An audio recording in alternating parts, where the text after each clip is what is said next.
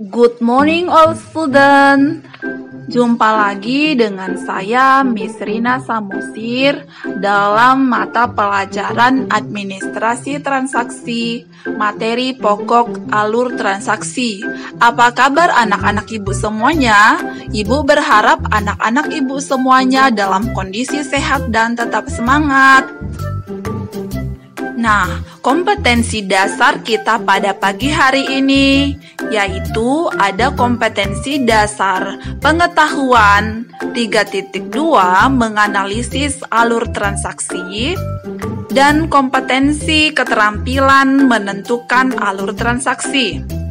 Indikator pencapaian kompetensi kita pada pertemuan hari ini, yang pertama, menganalisis alur transaksi, yang kedua, menganalisis bukti transaksi internal, yang ketiga, menganalisis bukti transaksi eksternal. Nah, untuk indikator pencapaian kompetensi keterampilannya, yaitu yang pertama, mengelompokkan alur transaksi. Yang kedua, menganalisis alur transaksi pembelian. Tujuan pembelajaran kita pada pagi hari ini, Ibu harapkan setelah mempelajari materi alur transaksi melalui pendekatan teknologi informasi dan komunikasi serta diskusi kelompok dengan menggunakan model pembelajaran problem-based learning, maka anak-anak ibu semuanya mampu mendeskripsikan alur transaksi, mampu mendeskripsikan bukti-bukti transaksi internal dan eksternal, serta mampu mendeskripsikan alur transaksi pembelian dengan tepat, dengan mengembangkan sikap kemandirian, penuh tanggung jawab, bekerja keras, dan bekerja sama. Nah, sekarang kita masuk ke materi inti, yaitu mengenai alur transaksi. Nah, alur transaksi ini bisa dikatakan rangkaian kegiatan yang akan menghasilkan transaksi, baik itu penerimaan maupun pengeluaran perusahaan. Nah, jadi di setiap proses transaksi itu memerlukan pencatatan disertai bukti transaksinya. Nah, bukti transaksi adalah dokumen pendukung yang merekam kejadian baik internal maupun eksternal yang bersifat finansial dan menjadi alat bukti autentik terjadinya aktivitas transaksi. Nah, bukti transaksi itu harus dibuat berdasarkan alur yang runtun dan diawasi oleh bagian-bagian tertentu. Nah, kemudian masuk kita ke jenis-jenis transaksi. Nah, jenis-jenis transaksi itu dibagi menjadi dua, yaitu transaksi internal dan transaksi eksternal. Transaksi internal itu bisa terjadi karena adanya memo, ya, atau semacam contoh penghapusan piutang dengan bukti memo dari manajer, atau adanya penyusutan aset tetap dengan bukti dari manajer terhadap bagian pembukuan. Nah, kemudian transaksi internal ini juga bisa terjadi karena adanya kegiatan pembelian. Nah, kemudian ada jenis transaksi eksternal. Ya, nah, transaksi eksternal ini terjadi karena adanya penjualan dan adanya utang. Bukti transaksi internal ini bisa berupa memo, bukti kas masuk, dan bukti kas keluar. Sementara bukti transaksi eksternal itu bisa berupa faktur, nota kontan, nota debit, nota kredit, kwitansi, cek, dan bilet giro.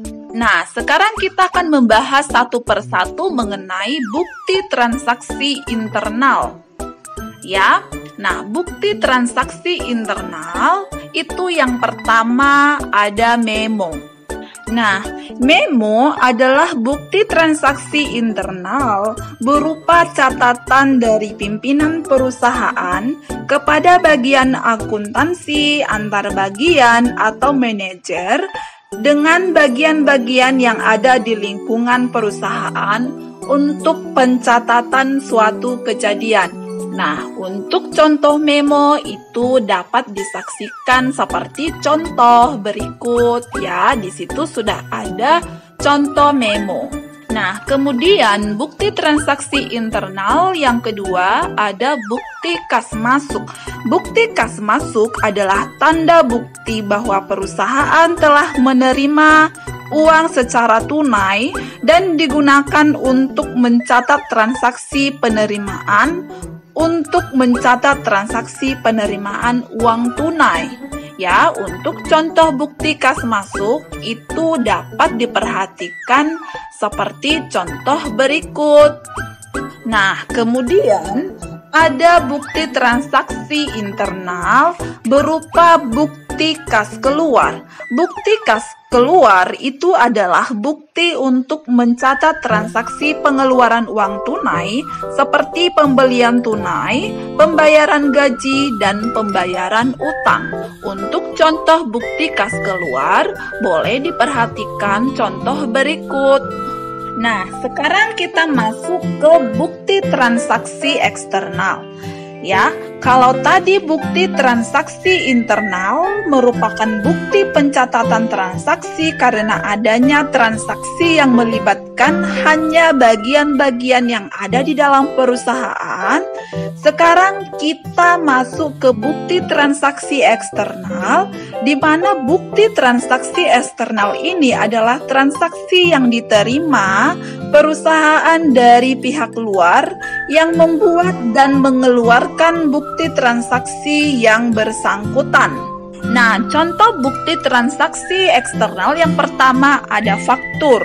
Nah, faktur adalah daftar perincian perhitungan penjualan barang secara kredit yang dibuat oleh pihak penjual dan disampaikan kepada pihak pembeli. Untuk contoh faktur dapat diperhatikan sebagai berikut. Nah, yang kedua, bukti transaksi eksternal berupa kwitansi. Kwitansi adalah tanda bukti pembayaran uang yang dibuat dan ditandatangani oleh pihak penerima uang. Untuk contoh kwitansi dapat diperhatikan sebagai berikut. Nah, kemudian bukti transaksi eksternal berikutnya adalah nota kredit. Nota kredit merupakan bukti transaksi penerimaan kembali barang yang telah dijual secara kredit atau pengurangan harga karena barang yang diterima oleh pembeli tidak sesuai pesanan atau rusak. Untuk contoh nota kredit dapat diperhatikan sebagai berikut. Nah, yang berikutnya bukti transaksi eksternal nota debit. Nota debit adalah bukti transaksi pengembalian barang dari pembeli atas transaksi pembelian kredit. Untuk contoh nota debit boleh diperhatikan sebagai berikut. Nah, yang berikutnya bukti transaksi eksternal itu berupa cek. Cek adalah surat perintah dari nasabah pemegang rekening bank yang telah menandatangani cek kepada bank. Untuk contoh cek bisa diperhatikan pada gambar berikut. Nah, kemudian bukti transaksi eksternal yang berikutnya berupa bilet giro. Nah, bilet giro adalah surat perintah pemindah bukuan dari nasabah suatu bank kepada bank yang bersangkutan untuk memindahkan sejumlah uang dari rekeningnya ke rekening penerima yang namanya disebut dalam bilet giro. Untuk contoh bilet giro dapat anak-anak perhatikan pada gambar berikut. Nah, bagaimana anak-anak? Apakah anak-anak ibu semua sudah mengetahui mengenai bukti-bukti transaksi internal dan eksternal? Bagus. Nah, sekarang kita masuk ke alur transaksi pembelian. Nah, untuk yang pertama kita akan pelajari tentang alur transaksi pembelian. Ya, jadi sebelum perusahaan ingin melakukan suatu pembelian, contoh pembelian bahan baku, maka itu ada alurnya. Ya, ada alur tertentu yang harus dilakukan secara runtut supaya tidak ada kesalahan. Ya. Nah, untuk alur transaksi pembelian itu dimulai dari adanya surat permintaan. Ya, adanya permintaan dari bagian penjualan dan bagian produksi. Nah, setelah itu, maka perusahaan akan melakukan survei pasar. Ya, dilakukan survei pasar untuk menentukan pemasok yang tepat bagi perusahaan itu. Ya, jadi survei itu dapat dilakukan dengan berbagai cara, seperti memasang iklan di media cetak dan media elektronik, atau mendatangi pemasok secara langsung. Nah, kalau sudah dilakukan survei pasar, baru perusahaan tersebut dapat menentukan pemasok. Nah, kemudian setelah itu, setelah ditentukan supplier atau pemasok, maka dibuatlah surat pesanan.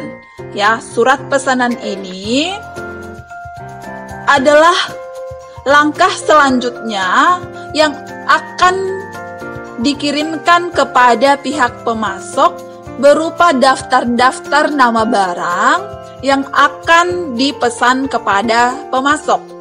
Nah, kemudian langkah yang berikutnya yaitu dengan membuat surat perjanjian. Surat perjanjian ini berupa kesepakatan antara kedua belah pihak yang menjadi bukti tertulis untuk mengadakan jual beli barang antara perusahaan dan pemasok. Nah, setelah itu, langkah yang berikutnya, perusahaan menerima barang. Ya, perusahaan akan menerima sejumlah barang yang telah dipesan dari pemasok. Nah, kemudian perusahaan harus terlebih dahulu memeriksa barang. Ya, ini sangat penting untuk mengetahui mutu barang yang dipesan, jumlah barang yang dipesan, dan kondisi barang dalam keadaan baik. Nah, setelah itu, setelah diperiksa barang, baru dilakukan pembayaran dan dilakukan dokumentasi. Nah, itu dia mengenai alur transaksi pembelian. Ya, jadi itu saja pembelajaran kita pada pagi hari ini. Ya, sekarang kita masuk ke lembar kerja peserta didik yang sudah Ibu posting. Ya, sampai jumpa kembali di pertemuan berikutnya. Selamat pagi.